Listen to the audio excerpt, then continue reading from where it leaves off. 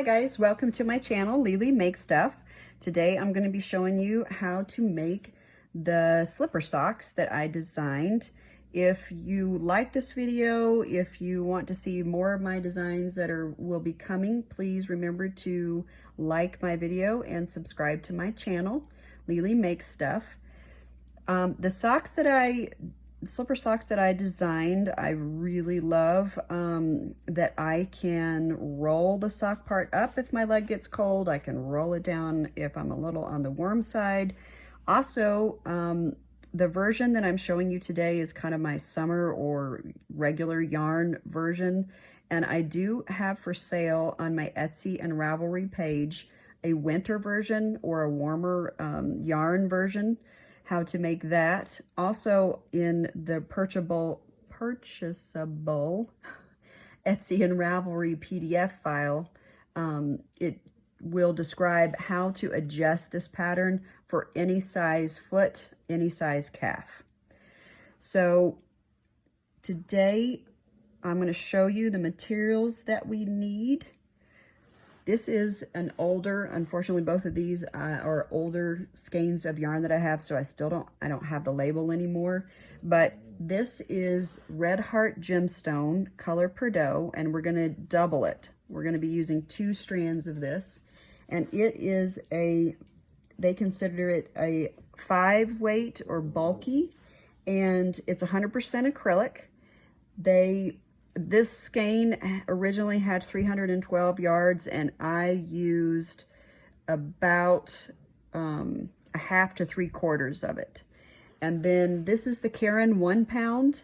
The color is lavender blue, and it is a 4 weight yarn, and we're only using a single strand of it for the sock part. And it's 100% acrylic also. It had 812 yards in it to begin with, and I have only used maybe 1/4 to a half of it for the sock part. So you will need these 2 skeins of yarn, and then for the slipper part, which we're doubling up the gemstone, I used a 9mm hook, and for the sock portion, the Caron 1 pound, I used a 5mm hook. You'll also need a pair of scissors and some stitch markers, which I advocate strongly. They're kind of a lifesaver for me. I get very distracted, and these tend to help me stay on track. If you don't have the plastic ones and don't want to purchase them, you can cut up little bits of yarn. It's better to have different colors so you can see it a little better in your pattern. So wherever you would put like these plastic stitch markers, you can slip in a little thing of yarn to keep yourself in line, and then when you're done, you just pull them out so you don't knot them off or anything. And it would be good to have a measuring tape to know what size calf you have, what size length of foot you have. The small pattern that I'm showing you today is made for a women's US size 6 to 7.5 shoe. So it will total 9 inches in length.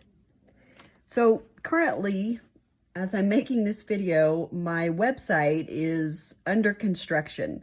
So when that is complete, and I will put a link to the website in the description below, I will offer the free small pattern on my website, which will be www.lilymakestuff.com.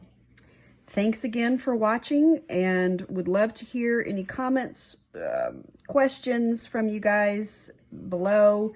If I can help with anything, let me know. And again, thanks for watching. Okay, so to get this slipper sock started, say that fast, you are going to create a ring. 2 different ways to do that. Some people find the magic ring a little more difficult, so I will show you how to do a chain ring. You make a slip knot, you chain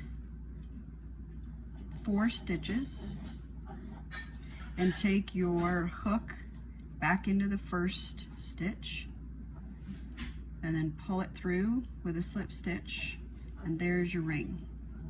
So you would, if we were going to begin this project with this chain ring, you would take and do your first half double crochet, which is what our first row is half double crochets, directly into that ring, and then just keep working around. I prefer the magic ring because this is going to leave like a little bit of an opening right there. So the way I do the magic ring is you take and fold over, like this. You want the tail end on the bottom. So this is on top, this is on the bottom.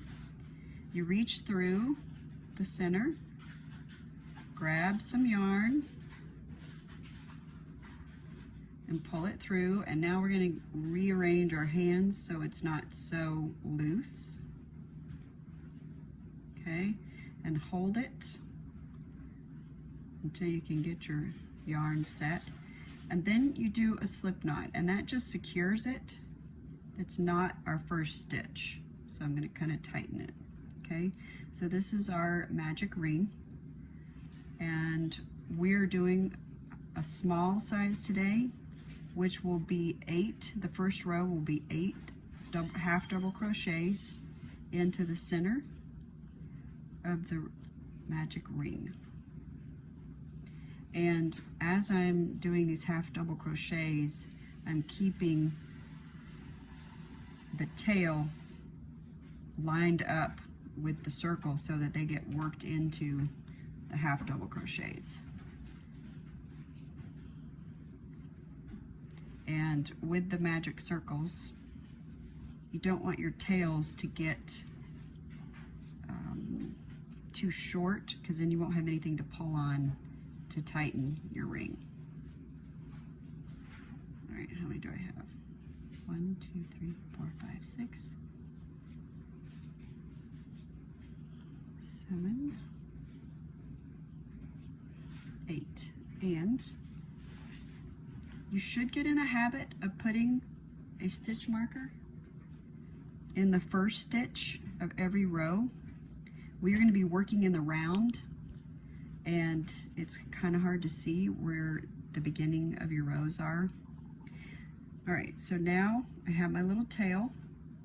You pull it, and it draws up your circle.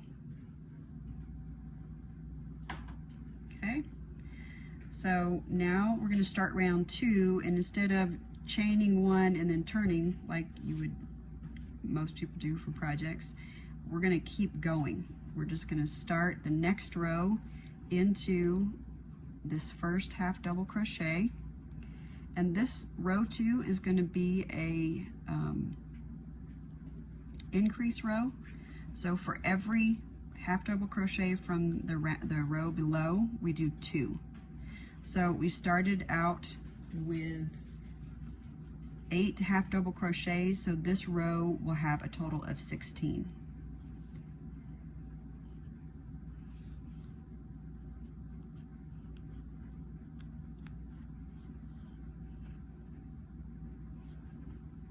Okay, so this was actually our first stitch of row 2.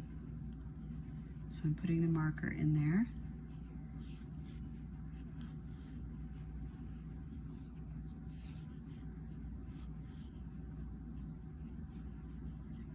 Okay, so far we have 4, and now here's our next hole.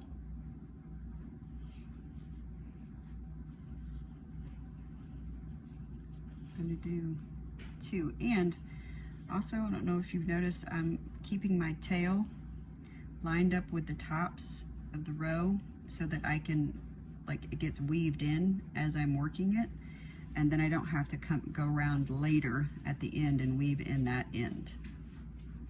So keep going till you get to your stitch marker, and you should have 16 half double crochet.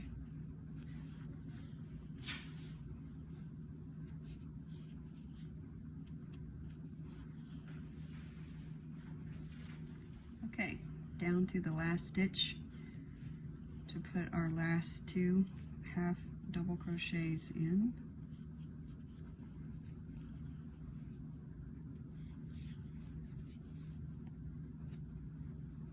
Okay, so we can clip off these little ends.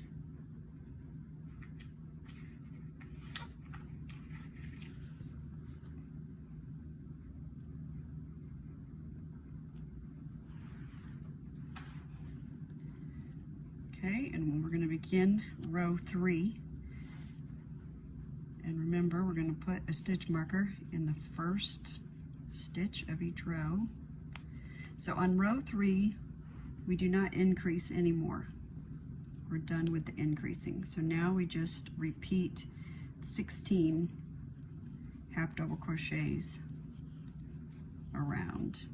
And once you stop increasing like this, you should start to see it curving into like a bowl. And there is an inside and an outside, or a wrong side and a right side. The side that we're looking at right now is what I would consider the right side, and underneath it would be the wrong side. So as you work through these and you get back around to the beginning again, okay, so this is our last stitch of row 3. Flip your work like this to make sure that the right side is going to be on the outside and the wrong side will be on the inside. Okay, so we are going to continue this circling for another, I have to check my chart, 10, so total of 10 rows. So this is starting our 4th row, so we're going to go until we have completed 10 rounds, and I will meet you back there. And don't forget to put your stitch marker at the beginning of each row, or you will quickly lose track of how many rows you have. Okay, so first stitch of row 4, and we're going all the way to 10 rows. Okay, this is the last stitch of row 10, and this is where we do something different. This is where we split. So here's where your foot would come in, and then now we're going to build the edges. Okay, so we're back to our stitch marker, and instead of continuing on like we were doing in the round, now we're going to slip stitch into that first hole. Leave your stitch marker there because it will be helpful later. Then you're going to chain 1 and then turn and work back around the edge of the the slipper. Okay, so we're going to skip the stitch that it looks like that chain 1 came out of, and we're going to put the half double crochet in basically the second one. And I'm going to get another stitch marker. This is not as critical to have a stitch marker as it was before, but we're just going to work back around the edge .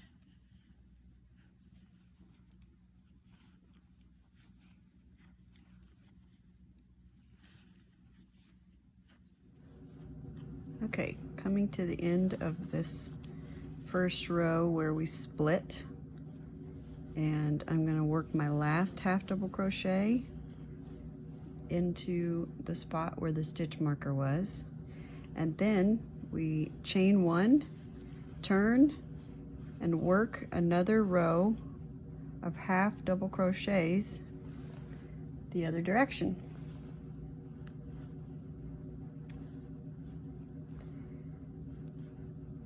And we're going to do this for a total of 8 times. So this is row 2. So we will have 6 more to go. And I will meet you back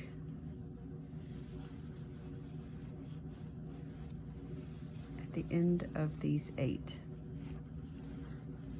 And remember, each time you chain 1 and turn till you come back to here, and then go back the other direction. Okay, we have reached the end of our opening, and your slipper sock should be looking like this. So now we need to close up the heel, and to do that we need to turn it inside out.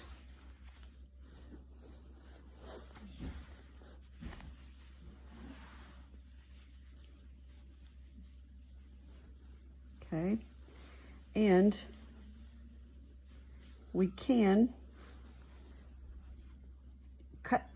get a long length of thread and cut it, and then take your tapestry needle and weave it in here, or I like to do it like this.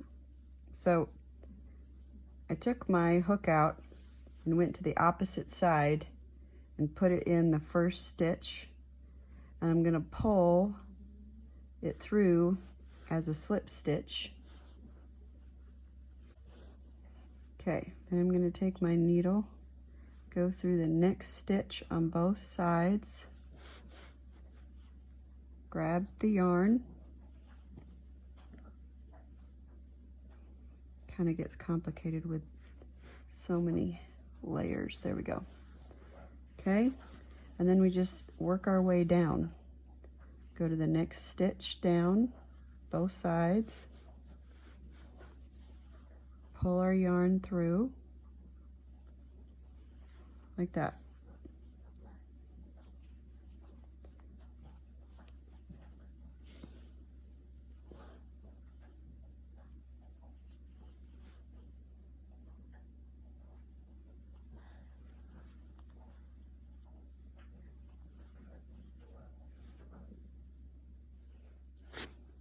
Okay, down to our last 2 stitches.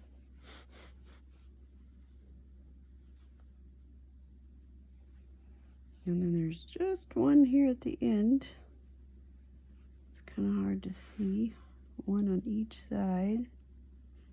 There we go. Okay. And now I will cut it. Pull it through. And then I'm gonna, before I turn it back inside out, I'm gonna work my tail in.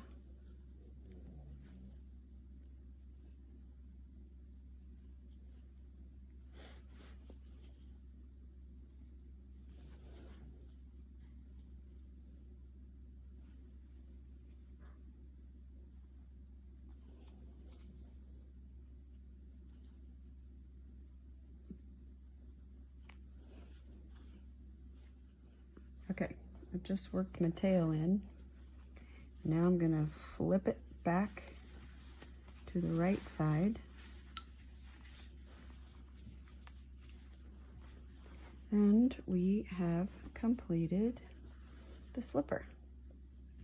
I did leave my stitch marker there.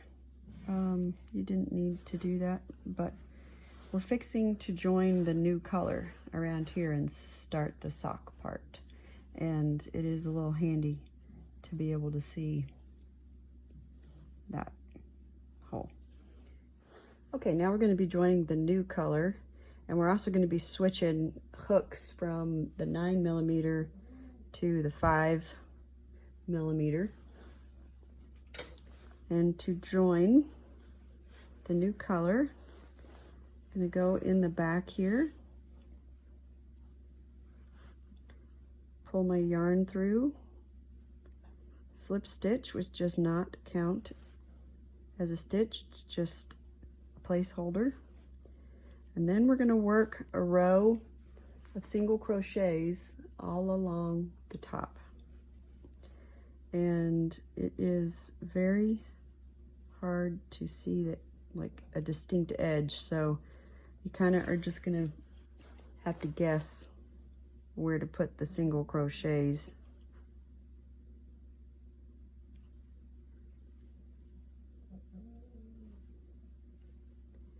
And I'm gonna work my tail into these single crochets so I don't have to weave it in later.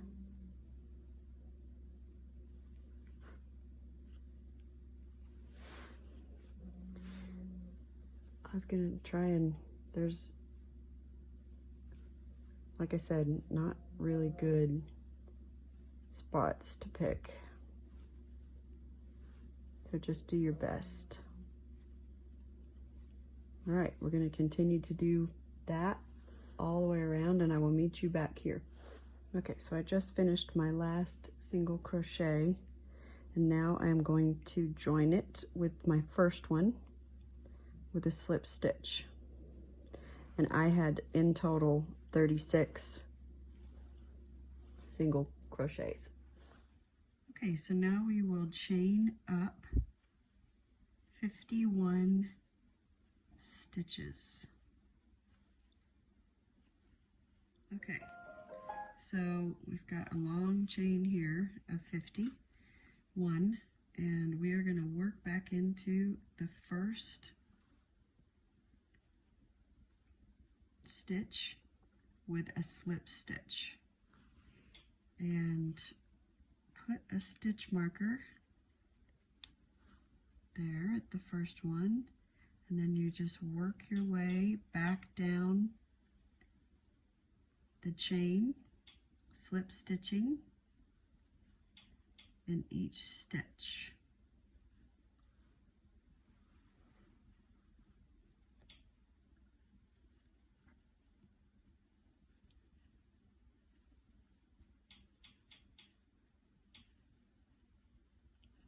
Okay, I've worked down the chain. I've got one more slip stitch to go. And now I have 50. And then we're going to slip stitch into the next two stitches. So not the one it's coming out of, but the next two. So there's the first slip stitch, second slip stitch, and then we're going to turn and work back up the chain. So you skip the two slip stitches that you just did, and then begin working in the back loop of what you just did, the chains, and slip stitch. And so I put a stitch marker at the beginning and at the end so that each time I don't have to count that I've gotten off on my count. So I'm going to work back up the chain,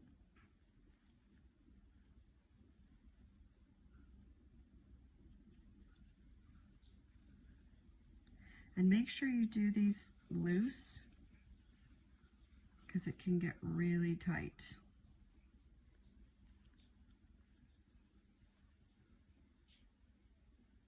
Okay, I'm back up at the top of the chain, back to my stitch marker.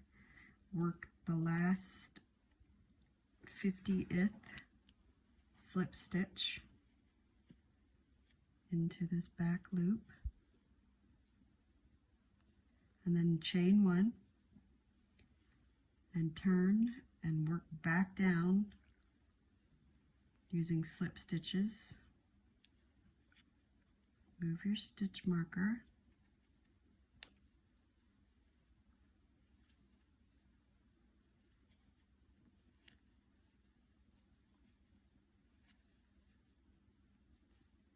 Okay, back down again to at the bottom of our 50s slip stitches. So I'm going to work into the last one here, the back loop. And this is why stitch markers are awesome, because they help you be able to see that last one. It kind of gets buried. So now we're going to slip stitch into the next 2 stitches, not the one that we were connected to. So slip stitch, turn, skip the 2 slip stitches, and we'll start working into the back loop all the way back up. Make sure you put your stitch marker, and we're just going to repeat this process until we have worked our way all the way around, and I will meet you back on this side to show you how to join the ribbing. Okay, so I'm nearing the next to last row. I just have 1 more row to go, and I'm going to put a slip stitch in this last stitch.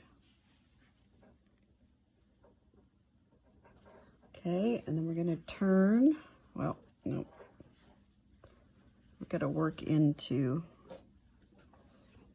okay, so this is the stitch. You can't really see it very well, but that's the stitch that we just worked into. So I actually don't have 2 more rows to stitches to slip stitch into. I just have 1. So we're going to turn and just skip that 1 and then work back up the row, and then when we get to the top of that row, we're going to join the 2 ends together, and I will meet you back up at the top and show you how to do that. Okay, this part is a little complicated, and I wanted to get my camera a little bit further out so that you could see. We're working, this is the right side of the slipper, and we've been working around, and so this is the last row where we're going to join the 2 sides and work our way back down. Okay, so this is the end, and I'm going to chain 1, and I'm going to get my camera in a little bit closer so that it's a little easier to see this part. Okay, so now I'm going to leave that side, come over here, and work my hook into the first stitch of this side, and I'm going to go in, because see, this is our chain 1. I'm going to work into the back loop of the first stitch, grab the yarn, and then pull through both and slip stitch. Okay, and then I'm going to go into the second stitch down and the second back loop, grab yarn, and pull all the way through. And you just keep working that down the opposite, or excuse me, working it down till you get back down to the slipper.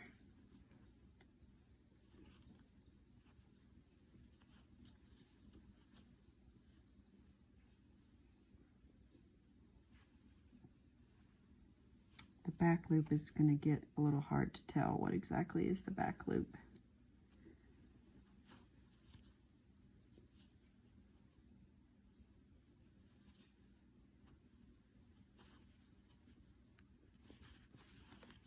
And so this is what it comes out looking like. And then if you wanted to fold over your sock part, it's going to look like this. Leaves a nice clean edge. Okay, so I'm back down to the end of the row where we're joining, and this is what both sides look like. Okay, so let's finish this last one, which is kind of hard to see. Okay, so there is the last hole on this side, and this is going to be the last back loop on this side, pulling it through all loops, and we are done. So now I'm going to cut off the end. These are terrible scissors. And then pull it through, and then weave it back.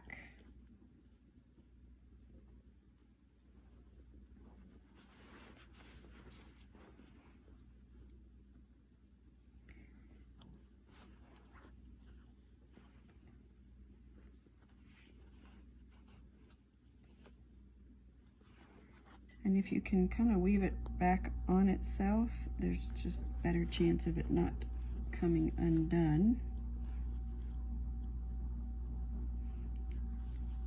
Okay.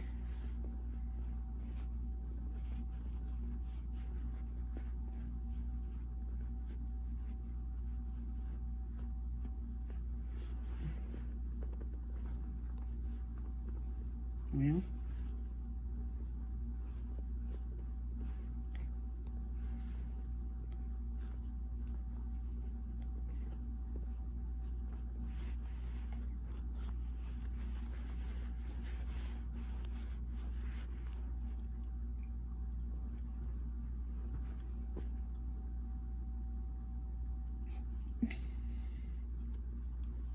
right, so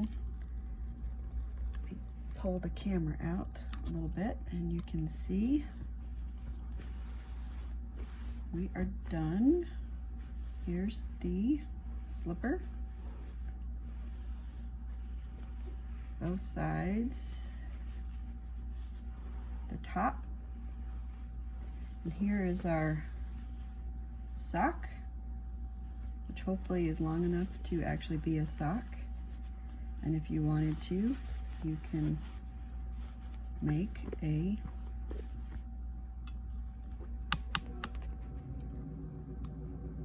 cuff out of it. Okay guys, hope you get lots of enjoyment from your slipper socks. Thanks for watching.